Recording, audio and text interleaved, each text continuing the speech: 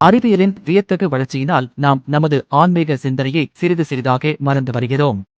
ஆனால் நமது முன்னோர்கள் வகுத்துக் கொடுத்த ஆன்மீக பாதையில் மிகப்பெரிய அறிவியல் மறைந்துள்ளது என்று சொன்னால் உங்களால் நம்ப முடிகிறதா? ஆனால் அதுதான் உண்மை. நமது முன்னோர்கள் பின்பற்றிய ஆன்மீக முறை நமக்கு கற்றுக் கொடுப்பது ஒழுக்கத்தை மட்டும் அல்ல, ஒழுக்கத்துடன் கூடிய நல்வாழ்வு ஆகும். இங்கே நல்வாழ்வு என குறிப்பிடுவது நோயற்ற வாழ்வே ஆகும். அறிவியல் விதிகளை நம்பும் இன்றைய தலைமுறை நமது முன்னோர்கள் நமக்கு கற்றுக் கொடுத்த ஆன்மீக விதிகளை அவ்வளவு எளிதாக நம்புவது இல்லை.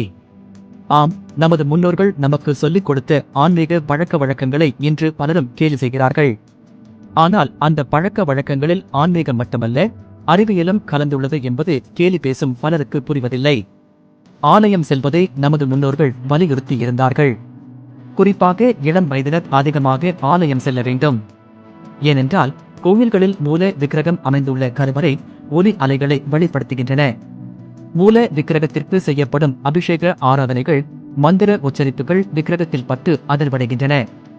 இது பக்தர்களின் உடல் மற்றும் உள்ளத்தில் அமைதியை தருகிறது.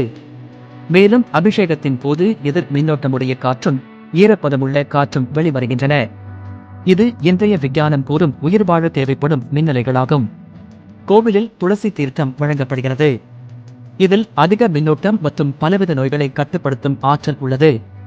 மாவிலையும் வேப்பிலையும் கூட நோய்களை கட்டுப்படுத்தும் ஆற்றல் கொண்டதுதான்.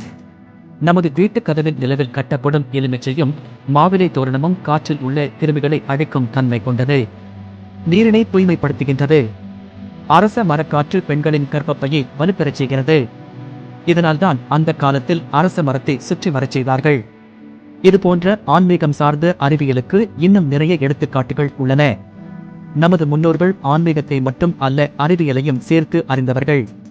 அதனால்தான் நமது வாழ்வியல் நடைமுறையில் ஆன்மீகத்திற்குள் அறிவியலை அழைத்து வைத்தார்கள்.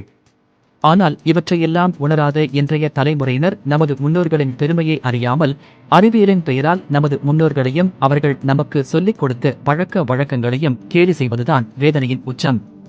அயல்நாட்டு அறிஞர்களை போற்றும் நமது இன்றைய தலைமுறையினர் அவர்களுக்கு எல்லாம் முன்னோடியான நமது முன்னோர்களை கேலி செய்வது மிகவும் வெட்கக்கேடானது.